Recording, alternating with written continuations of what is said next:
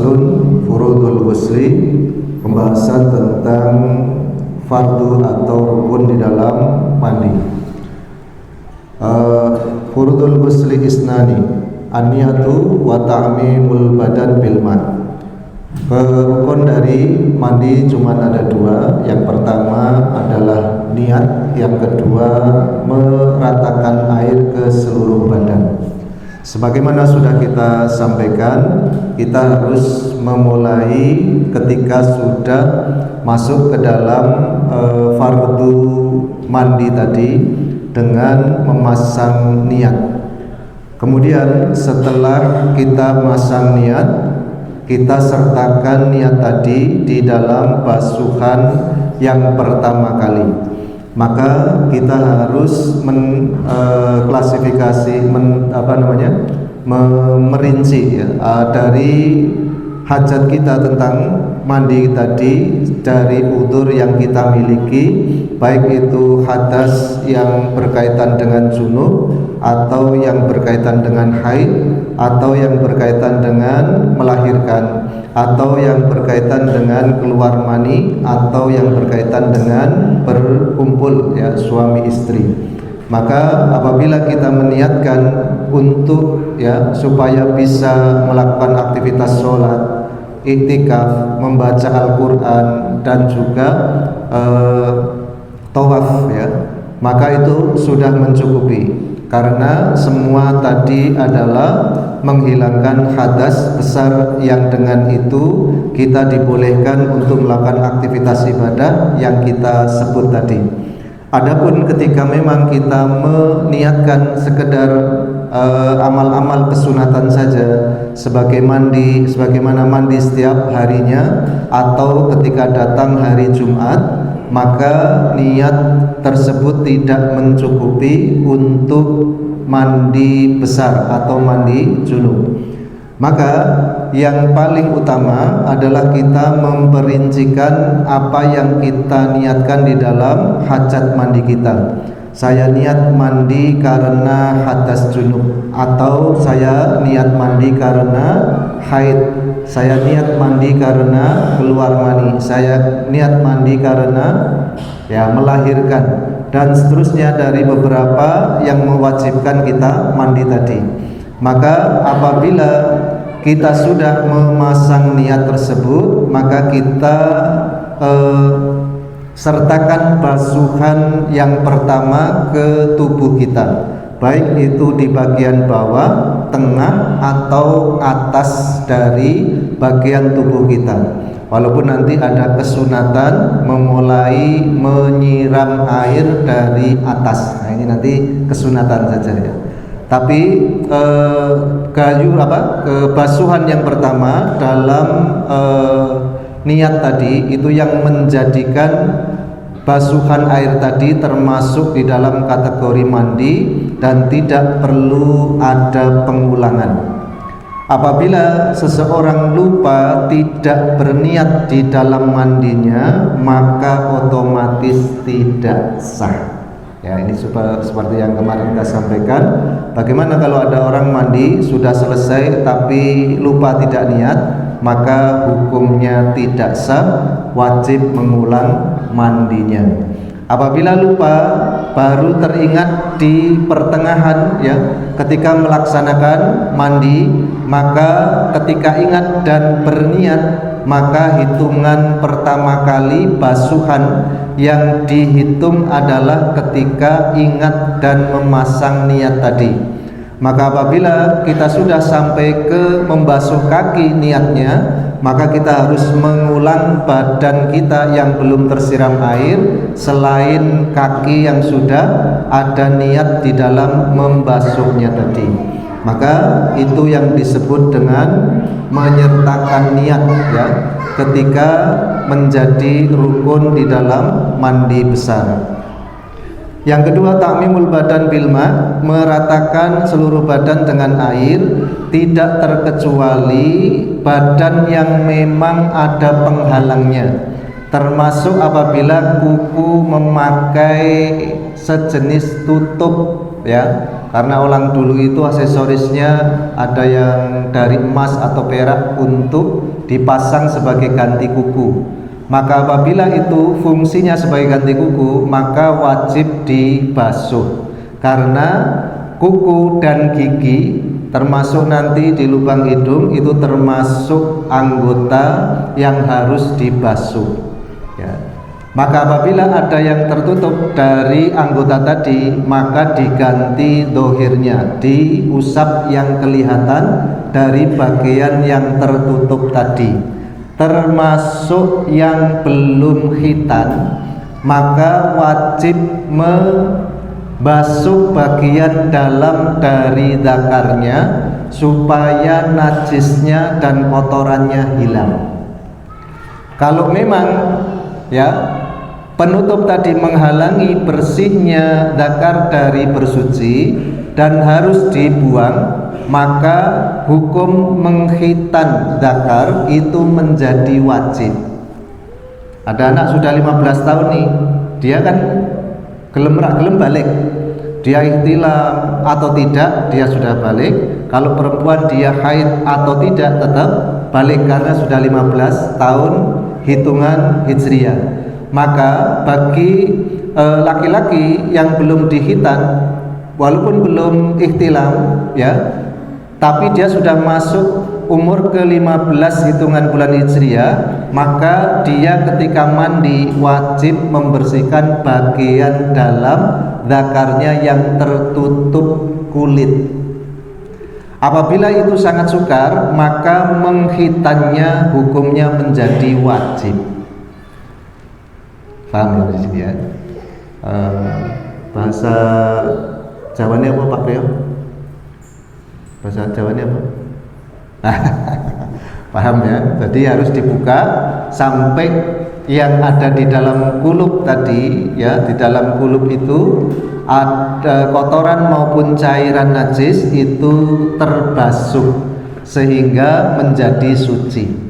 Nah, apabila ini berlaku bagi orang yang hidup, demikian juga bagi orang yang meninggal. Nah ini ya, jadi kalau syariat khitan itu tidak diawalkan sampai nanti ketika dia balik atau dia mengalami satu kejadian sampai ajalnya datang dan harus dimandikan, maka yang memandikan wajib membersihkan di bawah kulit zakar tadi. Kalau tidak bisa karena hal tertentu atau halangan yang memang sulit, maka ya diganti dengan mentayamumkan. Angel tuh nanti, maka kita nggak pengen repot, ya kita ya bersegera di dalam kesunatan-kesunatan termasuk khitan, karena dengan khitan kita akan mudah ya untuk mendapatkan kemudahan-kemudahan ketika melakukan syariat ya dari bersuci, baik itu istinja atau mandi besar tersebut ya. Nah, maka ini menjadi pilihan ya. Menurut Imam Ar-Romli ya, kalau memang tidak bisa disucikan ya dia nggak boleh disolati. Satu pendapat. Tapi Ibnu Hajar mengatakan ya untuk menghilangkan madorot, orang-orang yang belum dihitan cukup ditayamumi supaya dia boleh disolatkan. Ini kasus yang jarang ya. Orang tahu nemoni dan krungu to awake dhewe Pak lebih keluar-keluar. Lagi piye dah urung sunat jebule wong kan enggak pernah dengar kan kita. Nah, artinya ini kadang-kadang bagi masyarakat awam juga sesuatu yang tidak populer. Sehingga ketika kita sudah tahu, kita bisa antisipasi.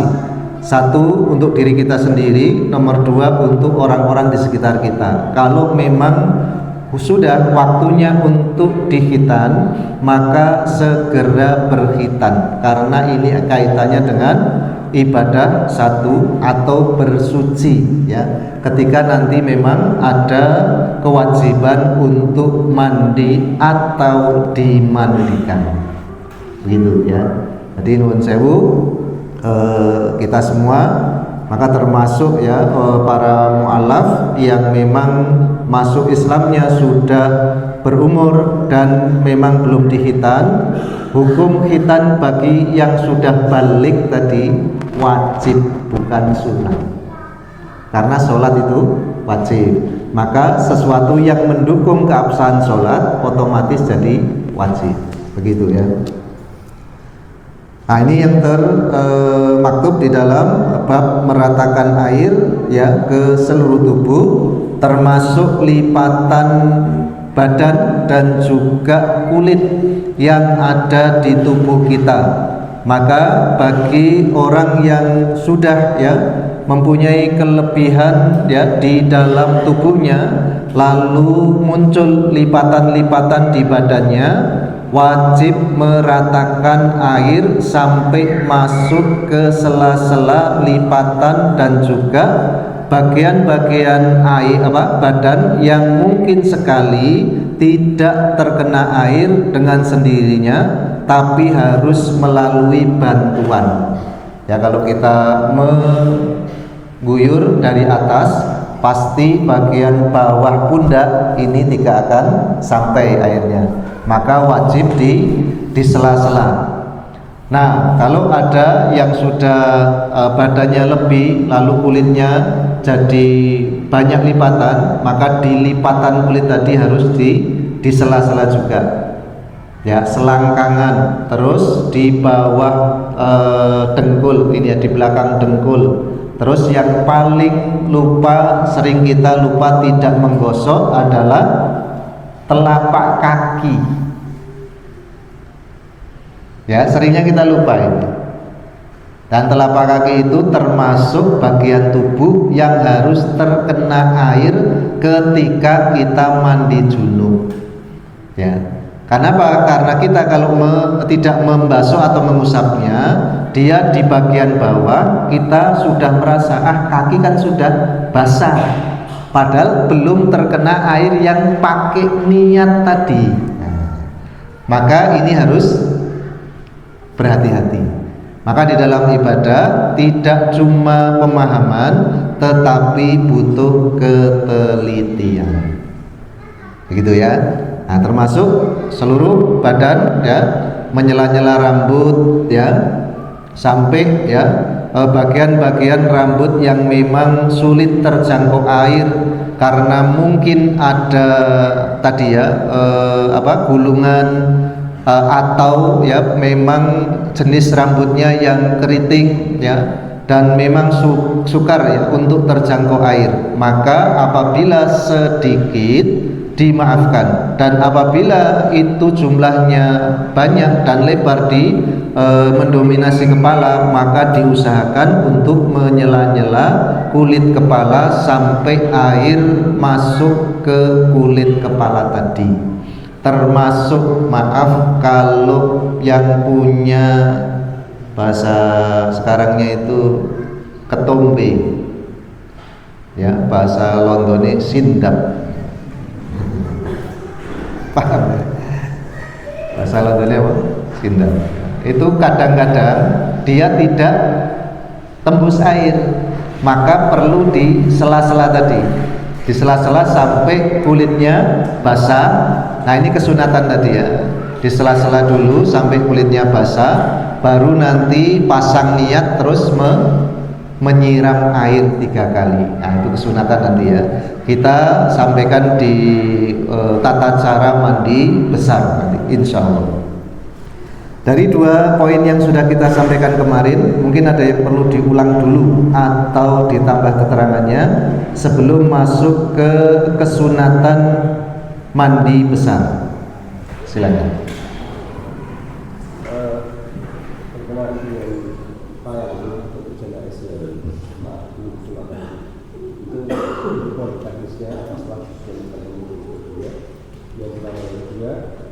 Saya pernah membaca beberapa literasi khitan untuk perempuan.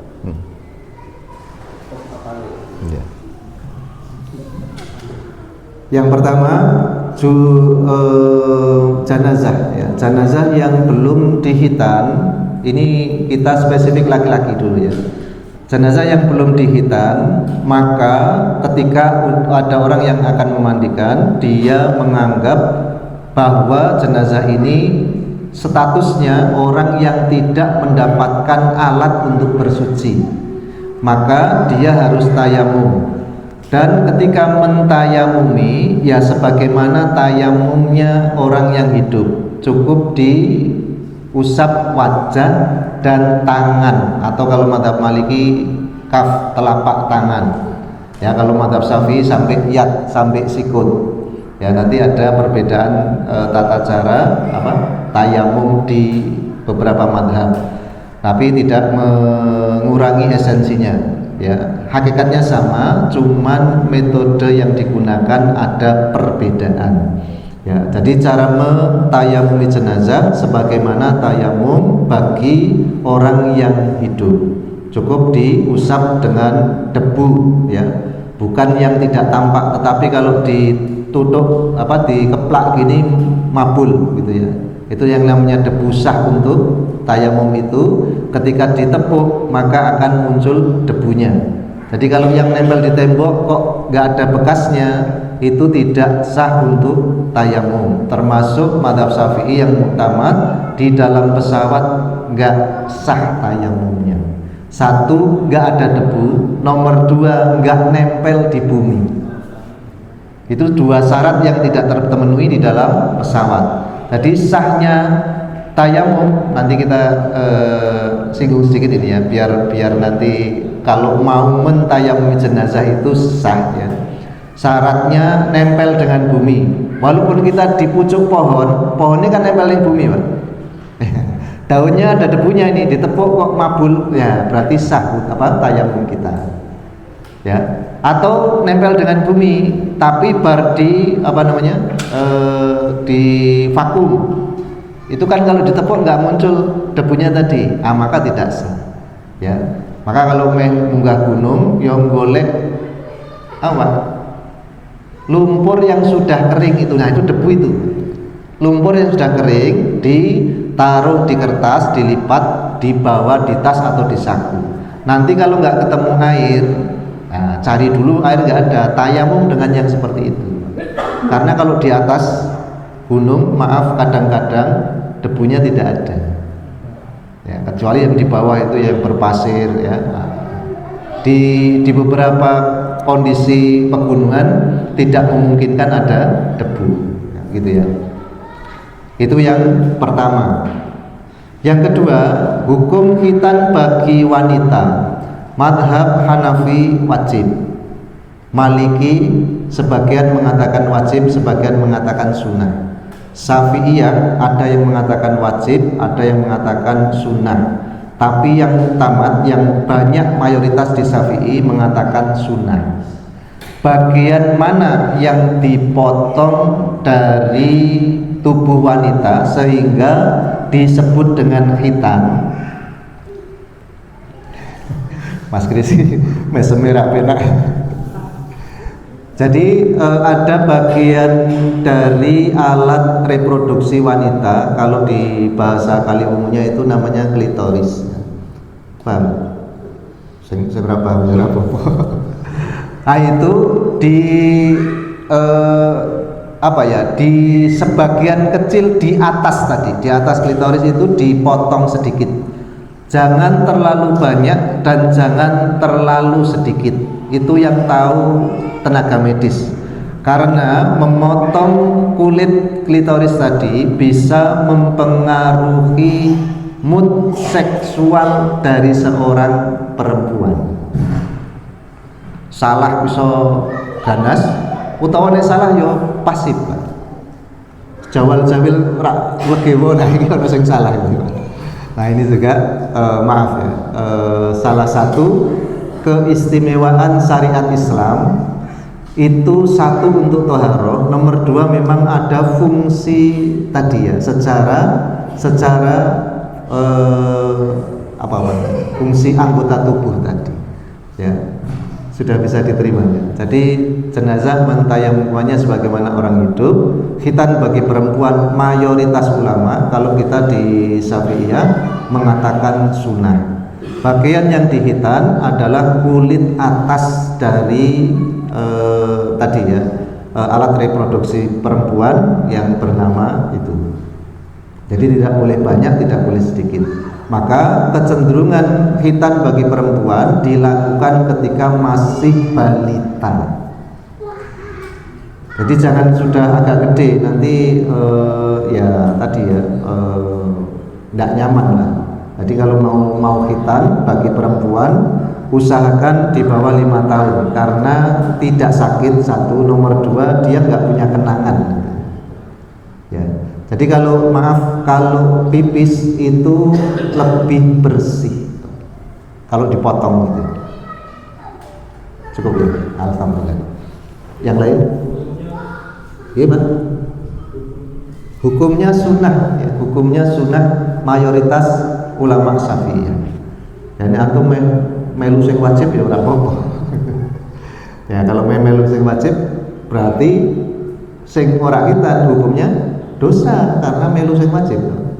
Sama ketika kita bermadhab Syafi'i terus mengatakan sholat jamaah sunnah muakkadah atau bahkan fardu kifayah. Dan di madhab Ahmad bin Hambal sholat jamaah itu wajib.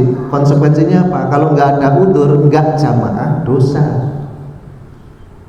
Tapi kita yang mengatakan sunnah muakkadah tetap berangkat jamaah Pak. Kenapa? Karena tahu fadilahnya. Dan ini apa ya? Introspeksi ya. Di teman-teman saudara-saudara kita Nahdiyin itu paling ya maaf ya, paling disorot di bagian sholat berjamaah. Ini bukan ngerasani, bukan nggak seneng ya. Justru kita sayang pada mereka. Ya wis komat, udah tutut yang jopo.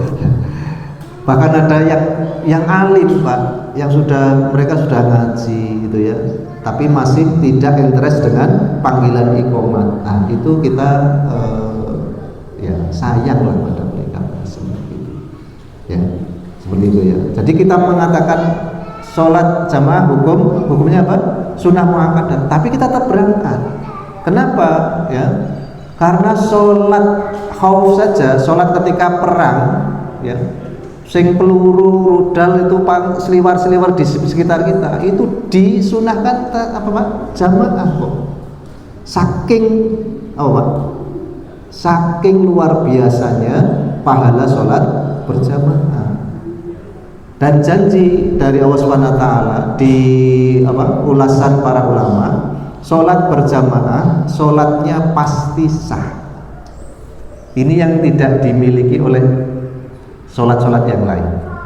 Jadi kita sudah baca kitab, sudah paham, sudah bisa ngaji dan menerangkan. Sholat dewean, iso wae ora sah, Pak. Tapi begitu sholat berjamaah, sing nanggung imam. Ya. Penak kan? Ah, iya. Makanya kita tetap mengatakan sunnah muakkad, tapi kita berangkat Pak kalau sholat jamaah. Kan gitu ya. Ojo melu sunnah muakkad tapi meremehkan jamaah.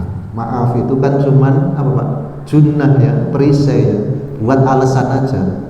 Aku ora mangkat jamaah, alah sunnah muakkad. Terus ora mangkat ya. Itu namanya meremehkan. Jadi bedanya itu ya. Ulama itu mentafsir, memperinci dari hukum-hukum sesuatu, tapi mereka konsisten. Ya. Hukum rokok apa Pak? Surat tawa-tawa sithik apa ya. Makruh toh? Nah, kita sepakat makruh. Tapi ulama-ulama yang sikoh tidak ada yang rokok. Walaupun mereka kalau ditanya hukumnya makruh. Ya. Ya, siapa? Kiai Haji Muhibul Amani yang di Pasuruan itu yang kemarin rame sound itu ngarep ya. Saya menyesal dulu merokok. Jajal. Ya, setelah beliau ya betul-betul robani, dia mengatakan saya menyesal dulu merokok. Tapi nek ditakoni tetap hukum rokok makruh. Nah ini komitmen namanya Pak. Itu namanya Pak komitmen. Begitu ya. Ada yang lain? Siap. Kalau tayamum kalau di gunung itu subuh khususnya hampir dipastikan kita secara ketentuan tidak ada gunung. Terus di sini tidak ada air. Nah, kita cuma itu boleh nggak? Tidak boleh. Kan ada embun, Pak. Ya, ada embun tuh. Ada embun. Wudu pakai embun.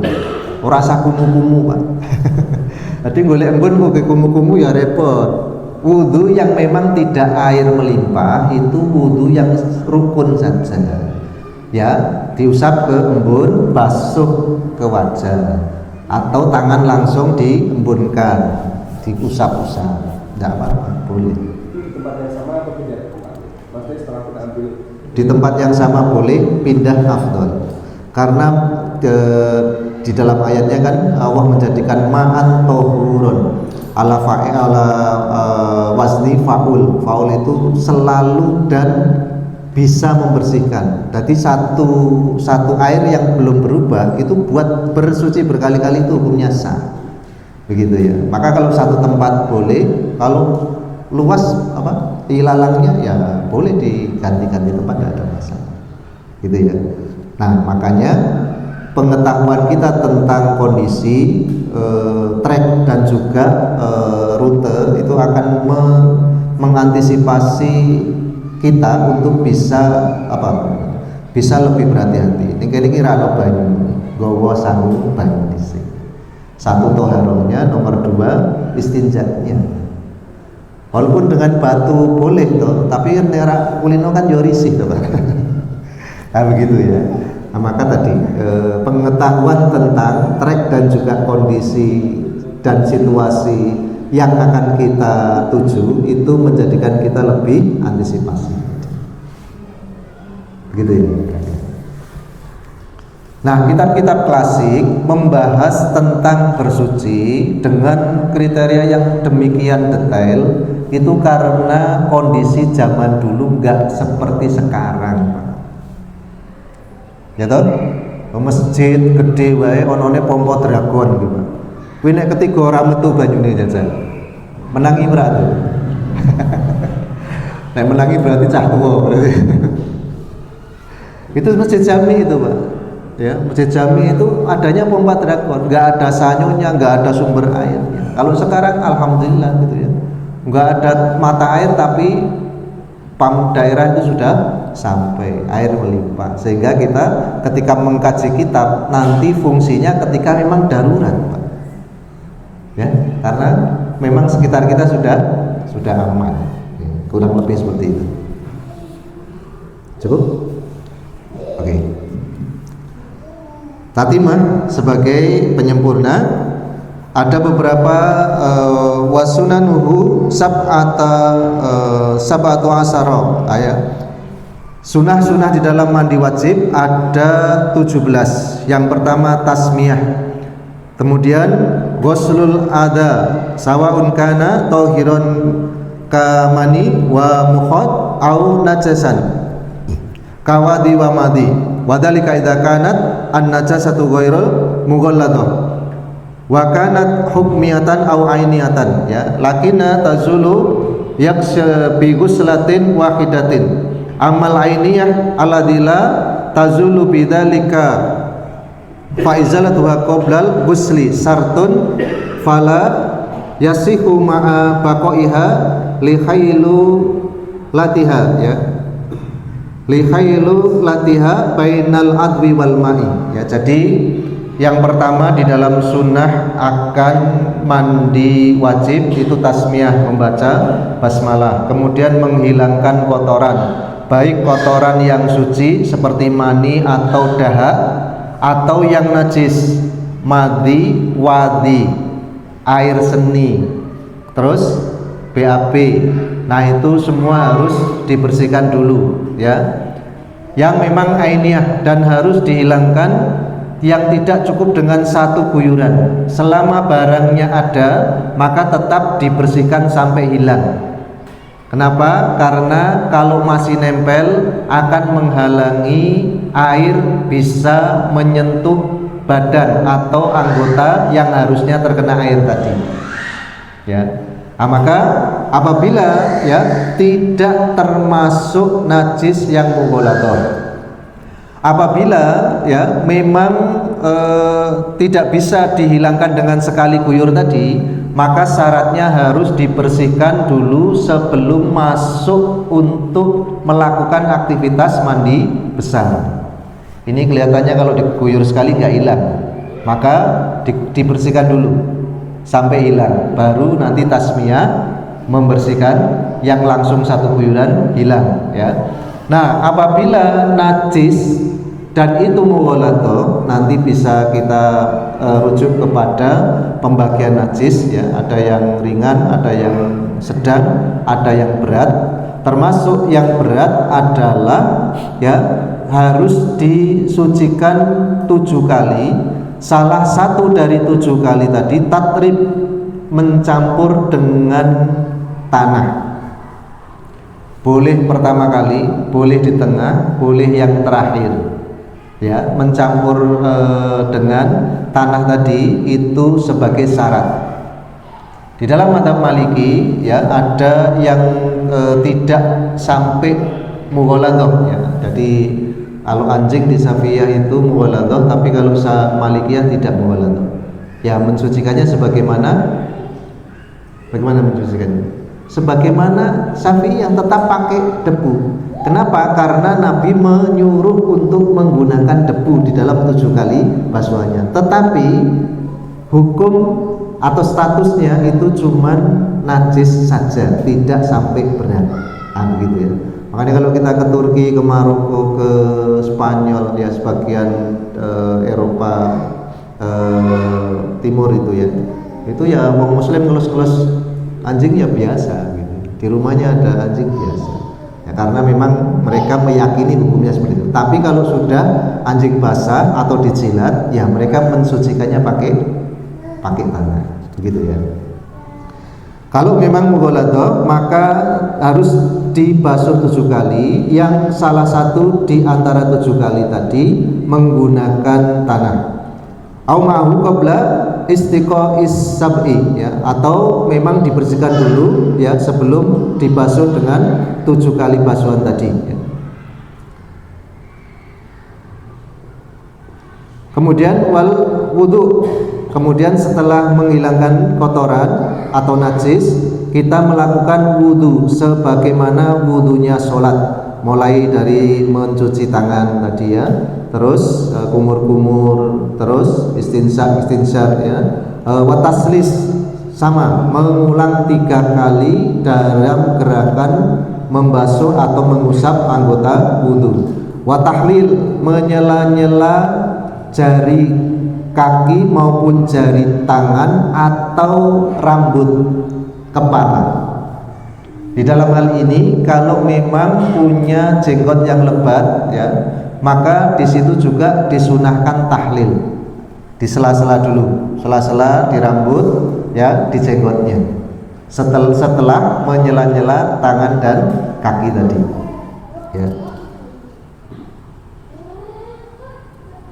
Lisari wal asabi bil ma qabla afadatihi wal bida'atu bisyakil aiman.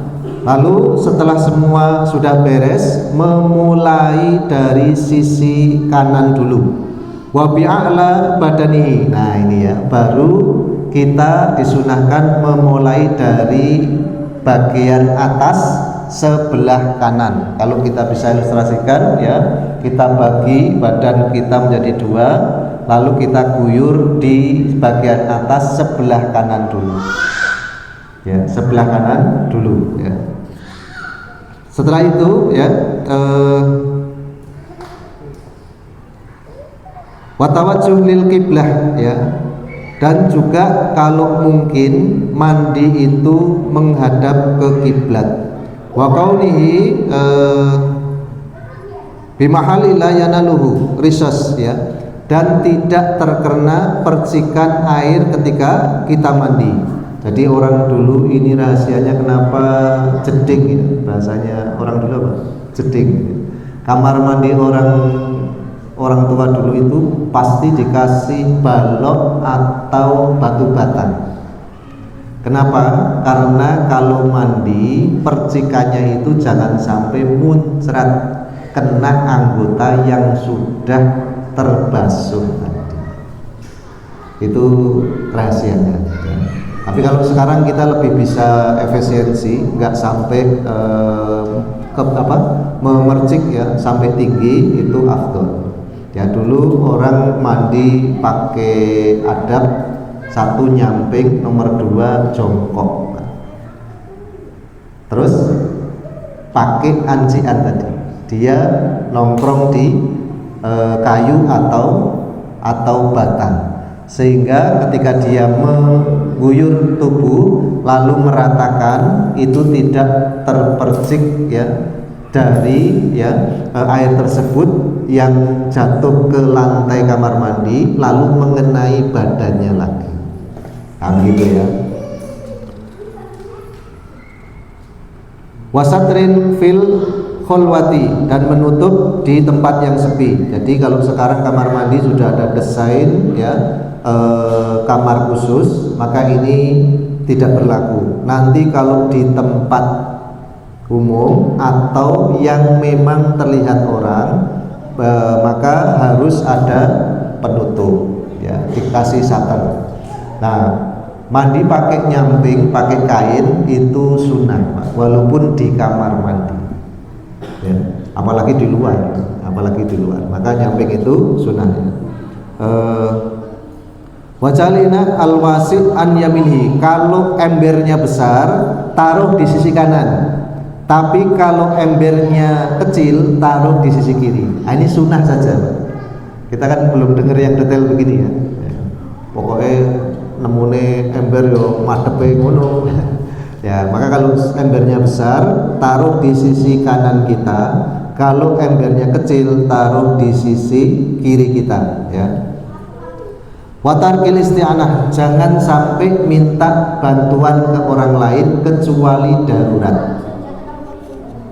Jadi minta dimandikan itu makruh, jangan sampai ya, kecuali darurat ya. Ada bagian tertentu yang harus ditutup. Ketika kita nutup sambil mandi kangelan umpamanya ya, terpaksa minta bantuan. Itu ada kata-kata terpaksa. Maka kalau tidak ada halangan, jangan meminta tolong ketika mandi.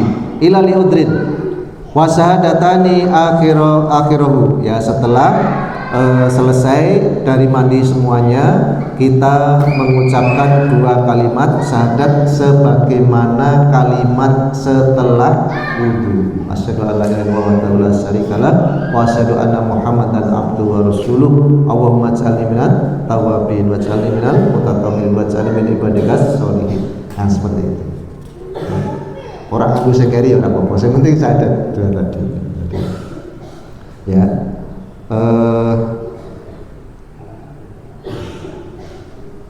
Ya, jadi istinjak dan istinjar tadi di dalam wudu itu termasuk yang ditekankan dan dikatakan wajib di dalam mazhab Imam Abu Hanifah ya. Maka ini menjadi 17 ya yang harus diperhatikan sebelum memasang niat dan meratakan air ke seluruh tubuh. Bismillah, cuci tangan di sela-sela, terus rambut, jenggot, kaki di sela-sela semua, terus apa? Menyiram air ke kepala 3 kali ya. Terus di bagian wudu dulu tadi ya. Sebelum bertahlil terus wudunya taslis sama seperti ketika wudu akan sholat ya. Nah, terus setelah wudu selesai membasuh tahlil tadi ya, tangan dan juga rambut. Setelah basah niat apa? Mandi besar. Maka siram dari badan paling atas sebelah kanan, kiri, kanan lagi, kiri lagi, kanan lagi, kiri lagi. Nek kanan terus sampai bawah boleh enggak Pak? Boleh. Kanan sampai bawah, kiri sampai bawah boleh. Tapi kanan kiri boleh. Ya. Atau kalau tengah berarti teles kabeh juga boleh. Karena mendahulukan kanan itu hanya kesunatan.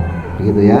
Sampai nanti setelah semua selesai dari beberapa yang kita sebut tadi, ketika sudah selesai kita membaca 2 kalimat syahadat tadi. Cukup? Silakan. Perkara mandi minta tolong itu makruh ya. Ada khusus, maaf, khususnya lemah tapi khusus. Ya makruh gitu ya, makruh. Dan Nabi Sallallahu Alaihi Wasallam sering melakukan hal yang seperti itu. Jadi mandi berdua itu salah satu kesunatan, Pak. Tapi nek awake dhewe kan rak rampung-rampung tadi maksudnya gitu. Pomene Pak Priyo. Mungkin cukup keanduk wae dadi rak rampung apa meneh mandi berdua. Jadi ya ini tadi ya ketika nanti apa ya bahasanya? Ad-dalak ya, menggosok ya di bagian-bagian tertentu dari tubuh kita itu juga tidak dengan bantuan orang lain, karena kalau kita sampai ya tadi ada aktivitas tertentu nanti jadi biasanya nggak selesai nanti, tapi tetap makruh, hukumnya makruh.